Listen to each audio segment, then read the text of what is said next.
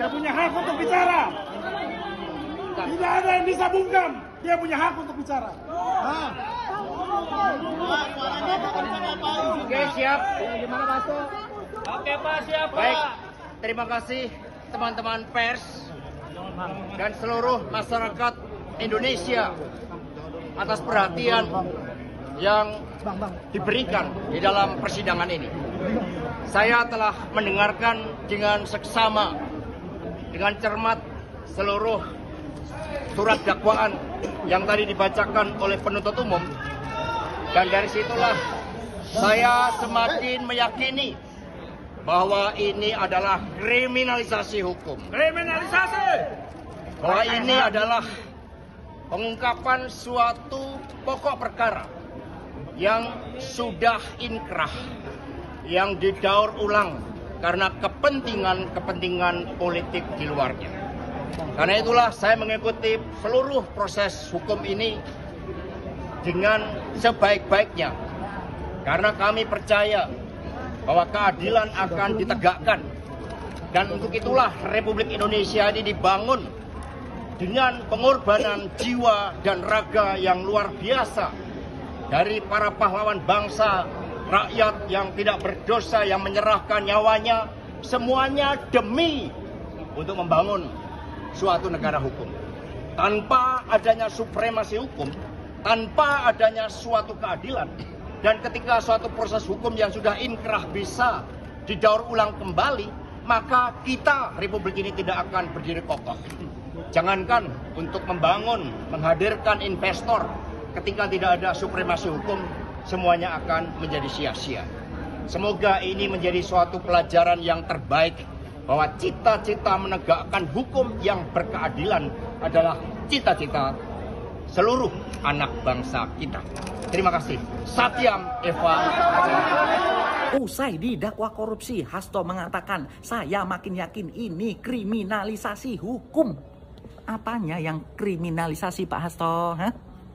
Pak Hasto sudah terbukti melakukan suap kepada KPU sejumlah 600 juta untuk meloloskan Harun Masiku sebagai anggota DPR PAW. Udah kebukti. Hah? Dan Pak Hasto sudah nyuruh Harun Masiku untuk merendam HP. Iya kan? Mau mengelak apa lagi Pak Hasto? Hah? Mau ngoceh apa lagi? Pak Hasto sudah terbukti suap itu. Mau membela apa lagi? Gini bilangnya kriminalisasi. Ini rezim yang tidak suka. Saya gini. Halah, itu sudah salah Pak Hasto. Jangan mencari kebenaran. Terus untuk anggota partai Pak Hasto nanti masih cari-cari pembelaan. Pak Hasto sudah salah terbukti suap kasus Harun Masiku. Terus sekarang Harun Masiku kemana? Ayo, kemana Harun Masiku? Jangan-jangan Harun Masiku yang ketemu jadi kerangka di mobil polisi itu ya? Ayo Pak Hasto, sudah keluarkan Harun Masiku sekarang. Kok takut? Hah? Jangan-jangan Harun Masiku ada di gorong-gorong. Kira-kira netizen tahu nggak keberadaan Harun Masiku di mana? Hah? Kalau tahu, komen ya. Siapa tahu nanti dia akan nyusul Pak Hasto ke KPK. Pak, terkait apa kemarin dari PDI Komen kalau ada utusan yang mendatangi Ketua PDI bilang kalau Pak Jokowi jangan dipecat dan Pak Hasto harus mundur. Tanggapannya gimana? Enggak ada. Ya harusnya disebutkan siapa gitu loh biar jelas. Enggak ada. Ya apa? Anunya apa? Mungkin tahu kepentingannya apa saya mengutus untuk itu, kepentingannya apa coba logikanya. jadi tidak ada. Saya itu udah diem loh ya, difitnah saya diem, dicela saya diem, dijelekan saya diem, dimaki-maki saya diem, saya ngalah terus loh, tapi ada batasnya ya. Namanya kalau disebut nama PDI ya Pak ya? Masih bisa dikotong. Ya, udah. Lagi. Sejak hari ini sampai berpekan-pekan ke depan, kita akan menyaksikan bagaimana KPK akan membongkar kejahatan yang dilakukan Sekjen PDIP Hasto Kristianto. Ini tentu adalah hal yang sudah lama ditunggu publik. Untunglah 2 upaya pra-peradilan yang dicoba PDIP gagal total. Mulai Jumat 14 Maret ini, kita akan mendengarkan dari Pengadilan Tindak Pidana Korupsi proses pembongkaran apa yang dilakukan Hasto dan PDIP sejak 2019 yang lalu. Kita akan mendengar paparan bukti-bukti yang menunjukkan apakah Hasto memang bertanggung jawab menyuap KPU untuk meloloskan Harun Masiku ke DPR dan apakah Hasto memang berusaha merintangi upaya penangkapan Harun Masiku. Saya sangat percaya Hasto memang bersalah. Dan kalau dia memang bersalah, sangat mungkin akan ada bukti-bukti lain yang bisa menunjukkan kejahatan yang lebih luas dari sekedar Hasto.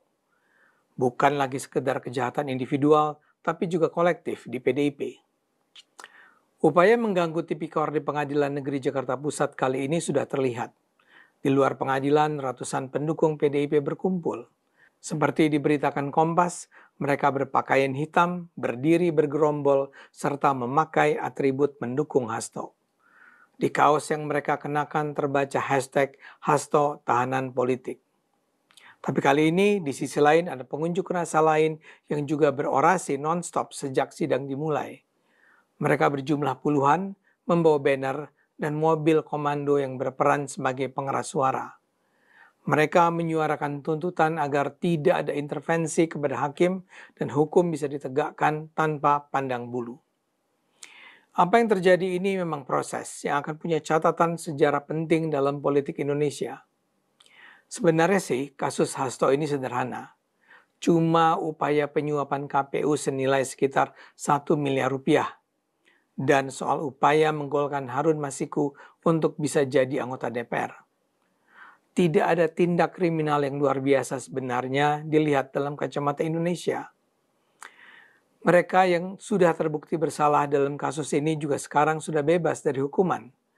Dengan kata lain, kalau waktu itu Harun Masiku membiarkan dirinya ditangkap, isunya tidak akan berlarut-larut dan meledak seperti ini. Kalau Harun tertangkap, dia akan diadili, dinyatakan bersalah, dan mungkin dipenjara beberapa tahun. Tidak perlu ada nama Hasto terlibat. Nah, itu video dari Media Demokrasi hari ini.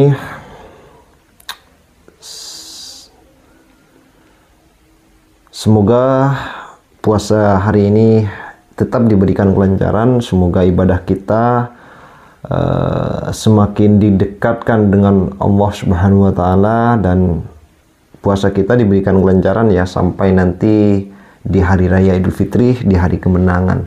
Terima kasih. Wassalamualaikum warahmatullahi wabarakatuh.